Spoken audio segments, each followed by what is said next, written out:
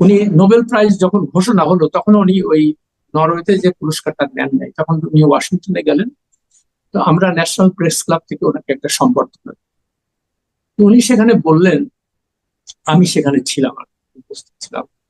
তো উনি সেখানে বললেন যে আমরা দারিদ্র কি জিনিস এটা আমরা সম্পূর্ণভাবে নির্মূল করব, এবং ভবিষ্যতে বলবে যে পৃথিবীতে তো অনেক দারিদ্র ছিল, এখন এই দারিদ্র কোথায়। তো উনি বললেন যে এই দারিদ্রকে আমরা মিউজিয়ামে পাঠাবো।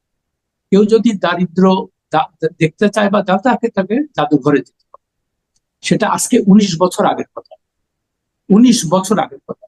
এখন একটাই এই প্রশ্ন, সেই কথাটা মনে হয় আপনাকে আমি বলেছিলাম, আমি নিজে লিখেছি আজ পর্যন্ত কি পৃথিবীর থেকে বা বাংলাদেশ থেকে দারিদ্র দূর হয়ে গেছে? দারিদ্রকে কি আমরা, তো আর কত বছর লাগবে? তো এই ধরনের কথাবার্তা, চটকদার কথাবার্তা শুনতে খুব ভালো লাগে, বুঝলেন, কিন্তু বাস্তবতা তো ভিন্ন। হ্যাঁ, আর একটা উনি বললেন, এখন উনি বের করছেন 3-0, এটা আর একটা স্বপ্ন। হ্যাঁ, সুন্দর সুন্দর কথা। কি 3-0 মানে কি? একটা হলো জিরো পভার্টি, মানে কোনো দারিদ্র থাকবে না। আরেকটা হলো জিরো আনএমপ্লয়মেন্ট, কোনো আহ, কেউ বেকার থাকবে না। আর 3 নম্বর হলো যে কার্বন এমিশন হবে জিরো। কেমন?